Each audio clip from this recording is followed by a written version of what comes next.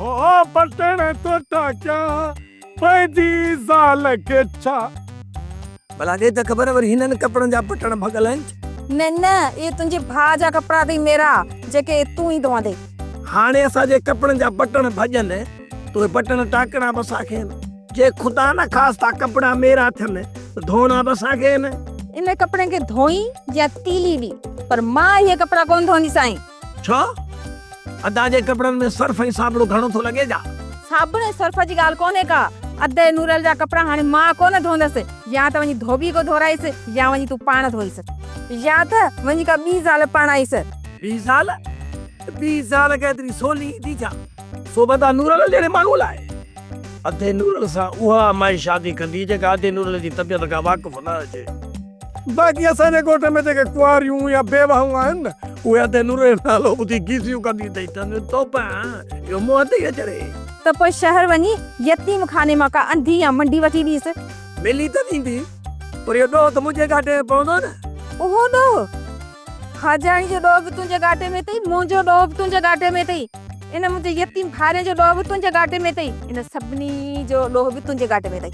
अरे इहा कहिड़ी ॻाल्हि आहे मां धाणी करे हिकिड़ो लोड़े वरी ॿियो इहो वञे थो नूरल भरे को भुरल ठीको कोन खयो आहे जो पर ॾोह पंहिंजे घाटे में विझे। अरे ॻाल्हि त ॿुध ये 24 कलाक इन नूरल सां गॾु केरु आहे? मां। इनखे ये सलाह ऐं मशवरा केरु ॾींदो आहे? मां।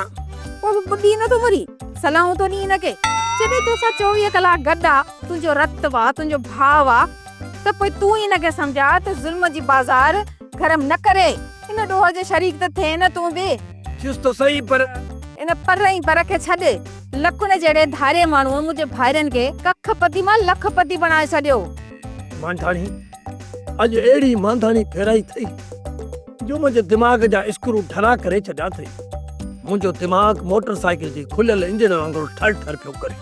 अञा ठड़ ठड़ छा खड़ खड़ बि कंदा ऐं इहे तुंहिंजा आस्ते आस्ते जेके सामान थी न वाट सां किरंदा वेंदई।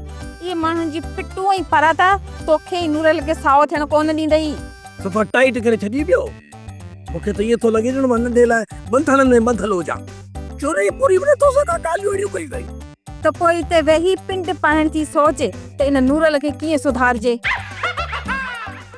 नूरल जी बेइज्जती ते त एॾो तो खिली दरवीसी खुली अथई अच्छा न खिले रखे किथे खिली खिली खुली न पवी। रुआ चूड़ा छा ॿुधाया कहिड़ा दास्तान ॿुधाया ख़ुशी जा। ज़िंदगीअ में मूंखे 2 दफ़ा ख़ुशी मिली आहे। पहिरीं ख़ुशी उन ॾींहुं मिली जंहिं ॾींहुं मुंहिंजो बाबू मर्याद गुज़ारे वियो। पुछ छो?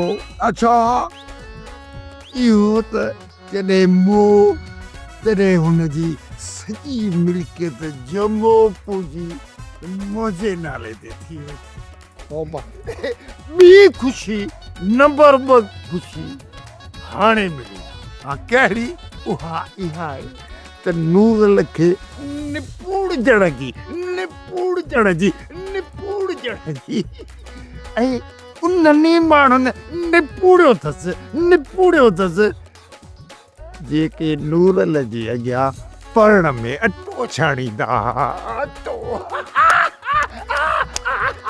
सोप सीरियल जहिड़ियूं ज़ालूं तहिड़ा मुड़ुस तमाम एपिसोड्स ॾिसो HD क्वालिटीअ में। विज़िट करियो असांजो YouTube channel Sindh TV HD drama.